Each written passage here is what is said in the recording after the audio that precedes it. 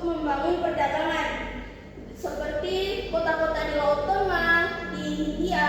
Nah, mereka menyempurnakan sistem perpajakan. Yang ketiga ada dalam bidang militer dan sistem pertahanan. Nah, Ayubia ini terkenal memiliki kemampuan militer yang kuat dan tangguh. Mereka memiliki alat perang yang sangat bagus. Nah, selain alat-alat perang tersebut, mereka juga memiliki burung elang sebagai kepala dari burung-burung peperangan. Kemudian selanjutnya ada dalam bidang pertanian.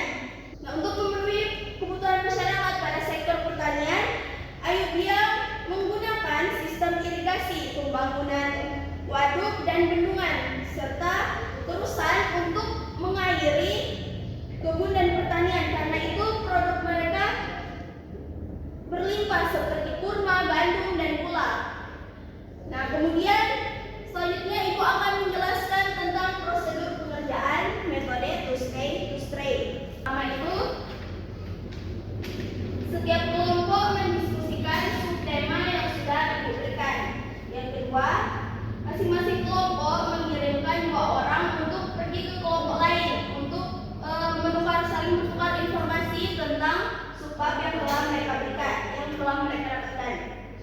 Yang ketiga, setelah selesai 2 yang tadi itu kembali lagi ke kelompok mereka, kemudian mendiskusikan hasil temuan mereka dengan kelompok mereka sendiri. Nah, yang keempat, setelah semuanya selesai, salah satu orang dari masing-masing kelompok akan mempresentasikan hasil temuan mereka. Apakah sudah mengerti? Nah, jadi silakan. Itu yang kelompok B ada pemimpin besar Daulah Ayubia. Terus yang kelompok A ada proses berdirinya Daulah Ayubia.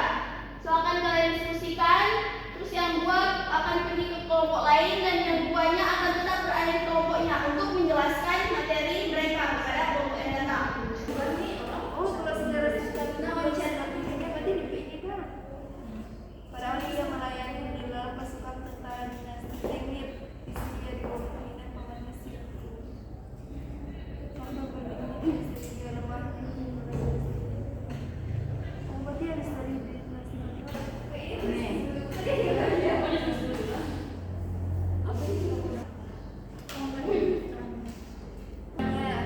Anak-anak, apakah sudah selesai berdiskusi dengan kelompok masing-masing? Sudah.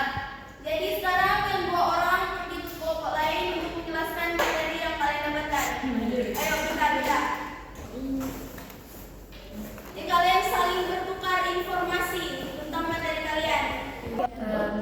Soal dari kelompok B itu siapa Ayubia, nah pemimpinnya yaitu adalah Salahuddin Al-Ayyubi. Dinasti ini memerintah di Suriah. Salahuddin Al-Ayyubi.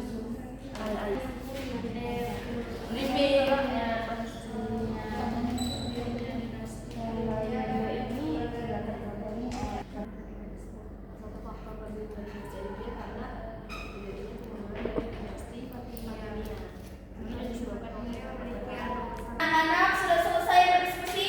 Sudah, Bu. Jadi silakan kembali ke kelompok masing-masing. Kembali ke kelompok kalian masing-masing.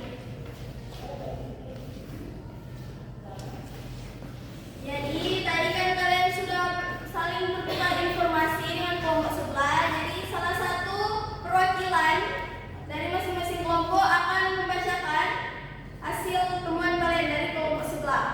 Kelompok A, siapa yang akan maju? Novia. Silakan kepada Novia. Jadi Novia silakan jelaskan apa yang kelompok Novia dapatkan dari kelompok B. Pemimpin besar pada masa Daulah Ayyubiyah, yakni Salahuddin Yusuf Al-Ayyubi. Jawabannya. Terima kasih kepada Novi, silakan duduk. Kemudian kelompok B, siapa yang akan maju? Saya, Bu. Silakan kepada Sarah. Pertanyaannya, Proses berdirinya proses berdirinya dinasti Daulah Ayyubiyah. Karena berdirinya itu karena runtuhnya dinasti Fatimiyah karena ada alasan problematika internal. Ya, terima kasih kepada Sarah. Terus dulu semuanya. Jadi silakan kembali ke tempat masing-masing. Jadi anak-anak, berdasarkan materi tentang